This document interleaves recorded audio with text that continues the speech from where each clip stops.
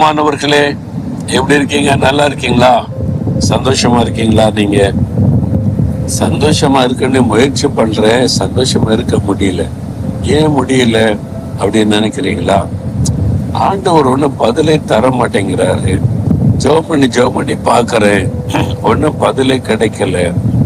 ஆண்டவரே என்னை மறந்துட்ட மாதிரி அவருடைய முகம் மறைக்கப்பட்டு போச்சு. அவருடைய பிரசன்னத்தை உணர முடியல. அவருடைய முகமே எனக்கு மறைக்கப்பட்ட மாதிரி இருக்குது. ஆண்டவருக்கு மேல கோபமோ அப்படியெல்லாம் நினைத்து கொண்டிருக்கிறீங்களா? சில சமயம் கோபப்படுவார்.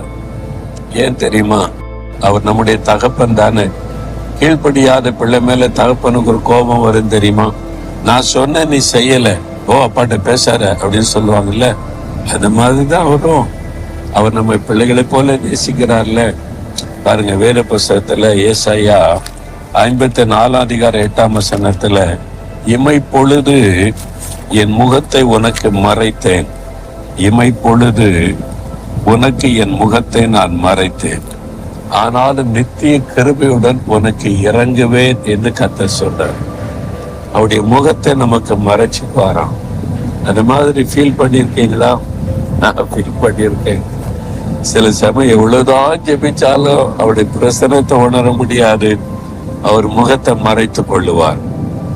ஆனா நித்திய கிருபையோடு அவர் இறங்குவாராம்.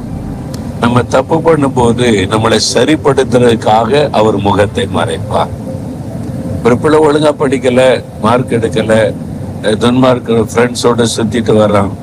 தகப்பன் சொல்ல, பேசாத போடா, நீ இதை சொல்லபடி கேட்கறது இல்லை, ஒழுங்கா படிக்கிறது இல்லை, மார்க் எடுக்கல அப்படின்னு சொல்லி பேசாம இருப்பா. பாத்தீங்களா? இவங்க பேசினோட முகத்தை திருப்பிட்டு போயிடுவார். அதனால தகப்பனுக்கு பிள்ளை மேல அன்பு இல்லைன்னு அர்த்தமா? அன்புனாலதான் முகத்தை மறைக்கிறார். அப்படியாவது இவனை சரிப்படுத்தணும் அப்படின்னு சொல்லி. ஒரு சமயம் ஒரு கூட்டத்துல நான் பிரசங்கம் பண்ணணும். அப்ப ஆண்டுடைய பாத்துல காலையில உபவாசத்தோட ஜெபிக்கிறதுனுடைய வழக்கம். நான் காத்திருந்து காலையில இருந்து ஜெபிக்கிறேன். அப்புறம் ஜெபம் பண்ணா 1 மணி நேரம் ஆச்சு, 2 மணி நேரம் ஆச்சு. ஆண்டோடைய முகத்தை என்னால பார்க்க முடியல. அதாவது ஆவிக்குள்ள அவரை தரிசிக்க முடியல, அவருடைய குரலை கேட்க முடியல. நான் என்ன செய்தி கொடுக்கணும், இன்னைக்கு கூட்டத்துல என்ன பேசணும், ஆண்டோடைய முகம் எனக்கு அப்படியே மறைக்கப்பட்ட மாதிரி, அவருடைய பிரசன்னத்தை உணர முடியல. அப்ப நான் ஆண்டவரை துதிச்சு பாட்டு பாடி பாக்குறேன், ஜெபித்து பாக்குறேன், முழங்காலே நிக்கிறேன். 2 மணி நேரம் ஆச்சு. அவருடைய முகம் எனக்கு மறைக்கப்பட்டு போச்சுதா, எனக்குள்ளே தடுமாற்றம். அப்ப நான் உள்ள உடைந்த, ஆண்டவரே நீங்க உங்க முகத்தை மறைச்சிட்டா நான் எப்படி இன்னைக்கு பிரசங்கம் பண்ணுவேன்? நீங்க செய்தி சொன்னாதான் நான் பிரசங்கம் பண்ண முடியும். நீங்க சொல்லாத உடனே நான் எப்படி பேச முடியும்? உங்க பிரசன்னத்தை என்னால உணர முடியலையே. கண்ணீரோட, ஆண்டவரே ஏதாவது தப்பு இருந்தா எனக்கு சொல்லுங்க, நான் சரிப்படுத்திக் கொள்றேன்னு அப்படி ஜெபிச்ச உடனே சொன்னார், மகனே உன்னுடைய உள்ளத்தின் ஆழத்துல ஒரு கசப்பு இருக்குது பாரு அப்படின்னாரு. உள்ளத்தின் ஆழத்துல கசப்பு, ஒரு ஆளை குறித்த கசப்பு இருக்குது. இந்த கசப்பை உள்ளத்துல வைத்து கொண்டு ஜெபம் பண்ணா நான் இப்படி உனக்கு தரிசனமாகி பேசி பதில் கொடுக்க முடியும்? உன்னுடைய பாவம், அந்த கசப்பு என்கிற பாவம் உள்ளத்துல வந்துட்டு அது என் முகத்தை மறைக்கிறது. அதனால என் முகத்தை நான் மறைச்சு கொண்டேன். போ. அப்ப நான் என்ன செய்யணும் ஆண்டவரே? அந்த கசப்பு வெளியே வரணும். போய் சம்பந்தப்பட்ட ஆள்கிட்ட மன்னிப்பு கேட்டு ஒப்புரவாயிட்டு வா. இப்படி வருத்தத்தை, வேதனை, கசப்பை வைத்துக்கிட்டா நான் எப்படி உன்னை பேசி உன்னை பயன்படுத்த முடியும்?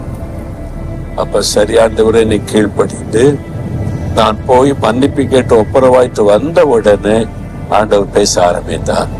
இன்னைக்கு இந்த செய்தியை சொல்லு, இன்னென்ன மாதிரி மக்கள் வருவாங்க, அவங்களுக்கு இப்படி எல்லாம் ஜெபம் பண்ணு, நான் அற்புதம் செய்வேன் சந்தோஷமாய் சொல்லிட்டு போனார். அதே மாதிரி நடந்து. அப்ப ஏன் ஆண்டவர் முகத்தை மறைக்கிறாரு? நம்ம நிறைய சமயத்துல ஆண்டவர் முகத்தை மறைச்சிட்டு பேசலன்னு உடனே நம்ம அதோட விட்டுட்டு அப்புறம் பைபிள் வாசிக்கிறது இல்லை, ஜெபிக்கிறது இல்லை, ஆண்டவர் என்னை மறந்துட்டான்னு தொடர்ந்து பின்னாலே போய் கொண்டே இருக்கிறோம். நீங்க ஆண்டவருடைய சமூகத்துல போய் உங்களை சரிப்படுத்த ஒப்பு கொடுக்கணும். ஏன் ஆண்டவர் முகம் மறைக்கப்படுது? ஏன் ஜெபத்துக்கு பதில் வரல? அப்போ ஆண்டவருக்கு என்னை குறித்து ஏதோ ஒரு வருத்தம் இருக்குது, நான் சரிப்பட வேண்டிய காரியம் இருக்குது, அதை சரிப்படுத்த ஒப்பு கொடுங்க. அதை விட்டுட்டு நீங்க ஆண்டவரை விட்டு இன்னும் தூரமாய் போய் அழிவை தேடி கொள்ளக்கூடாது. பிசாசு எப்ப நீ பார்த்துக்கிட்டே இருக்கா, நீங்க அப்படி விலகுனா உங்களை கேப்சர் பண்ணிக்கொள்ள, அப்படியே கொஞ்சம் கொஞ்சமா உங்களை விட்டு வெளி விலைக்கு வாழ்க்கை அழிச்சிருவான். அதனால இமை பொழுதுதான் ஒரு முகத்தை மறைப்பார், ஆனா நித்திய கிருபையுடன் நமக்கு இறக்க செய்வார். அவரால் நம்மகிட்ட பேசாம இருக்க முடியாது. அவர் நம்மை உணர்த்தி சரிப்படுத்தி நம்மோட பேசத்தான் விரும்புகிறார். நம்ம பாவத்தை நிமித்தம் அவருடைய முகம் மறைக்கப்பட்டு பேசல துக்கப்படுவார் தெரியுமா? எப்போ மனம் திரும்பும், எப்போ திரும்பி வருவன்னு காத்திருப்பார். இன்னைக்கு யோசித்து பாருங்க, எங்கேயோ தேவனை துக்கப்படுத்திட்டீங்க, எங்கேயோ ஆண்டோடைய நாமம் உங்களால தூஷிக்கப்பட்டது, எங்கேயோ ஒரு காரியத்துல தவறு செய்து அவருடைய முகம் உங்களுக்கு மறைக்கப்படுவதற்கு நீங்க காரணமாயிட்டீங்க. அதனால அவர் மறைத்தார். ஆனா உங்களுக்கு இறங்கும்படி காத்திருக்கிறார், உங்களை மன்னிக்க, உங்களை சரிப்படுத்த, உங்களை ஆசீர்வதிக்க காத்திருக்கிறார். ஆண்டவரே என்னை மன்னிச்சிருங்க, நான் தப்பு பண்ணிட்டேன், உங்களை துக்கப்படுத்திட்டேன், உங்களுடைய முகத்தை மட்டும் எனக்கு மறைக்காதங்க, நீங்க பேசலைன்னா என்னால வாழ முடியாது, என்னை மன்னிச்சு சரிப்படுத்துங்கன்னு ஒரு வார்த்தை சொல்லுங்க. அவர் காத்திருக்கிறார். உடனே உங்களை தூக்கி எடுப்பார், உங்களை கழுவி சுத்தம் பண்ணி அவரை அணைத்துக் கொள்ளுவார். அவர் தான் அந்த பாவத்தை மாற்ற முடியும். அவர் மாற்றி சரிப்படுத்தி நம்மை சேர்த்துக் கொள்ளுவார். நித்திய கிருபையின்படி உனக்கு இறங்குவேன்னு சொல்றாரு. ஆண்டவரே என்னை மன்னிச்சிருங்க, என் குறைகள் தவறுகளை மன்னிச்சிருங்க, உங்களை துக்கப்படுத்தும்படி வேதனைப்படும்படி நடந்துட்டதை மன்னிச்சிருங்க, உங்க முகத்தை மட்டும் எனக்கு மறைக்காதுங்க, நித்திய கிருபையின்படி இறங்குவேன்னு சொன்னீங்களே, எனக்கு இறக்க செய்யுங்க, என்னை ஒப்பு கொடுக்கிறேன். இயேசுவின் நாமத்தில் ஆமென், ஆமென்.